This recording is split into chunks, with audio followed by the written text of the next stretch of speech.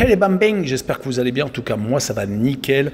On se retrouve aujourd'hui pour une nouvelle vidéo sur la Ligue Europa Conférence, la finale en milieu de semaine avec la Fiorentina qui joue contre West Ham. Une très belle affiche entre un club anglais et un club italien.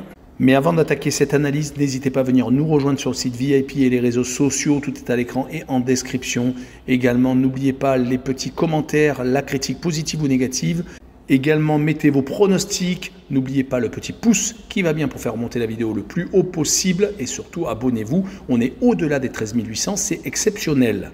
Et on attaque avec les résultats de ces deux formations. La Fiorentina a fini 8e du championnat italien, à 6 points de la Juve qui était sur le premier strapontin européen, la Ligue Europa Conférence. D'ailleurs, la Fiorentina peut, en remportant cette compétition, se qualifier pour la Ligue Europa. Donc, ce n'est pas trop grave s'ils n'ont pas eu la place via le championnat. Ils ont encore une chance de se qualifier donc pour une prochaine campagne européenne. Du côté de West Ham, ils sont 14e. Ils ont galéré toute la saison, même si c'est beaucoup mieux sur les dernières semaines. Mais West Ham n'est pas habitué à finir dans cette position. Leur victoire contre Manchester United le 7 mai a acté donc leur maintien en Première Ligue. Ils ont plus ou moins fini en roue libre en Première Ligue avec 2 défaites à Brentford et à Leicester qui a tenté de se sauver lors de la dernière journée et également une victoire contre Leeds United. Heureusement que cette saison, ils ont eu la Ligue Europa Conférence pour se refaire la cerise, car il n'y avait que cette compétition pour avoir de bons résultats. Ils ont réussi, après avoir fait une phase de poule assez intéressante où ils ont fini premier de ce groupe. Ils ont remporté leurs 6 rencontres, que ce soit donc les 3 à l'extérieur et les 3 à domicile, contre Anderlecht, le club belge, Silkeborg et le Steaua Bucarest, le club roumain. Ils ont ensuite enchaîné avec l'équipe de Larnaca qui était dans le groupe de Rennes. Ils ont ensuite sorti en quart de finale la Gantoise et ils ont fini en demi-finale par éliminer la Z Alkmaar.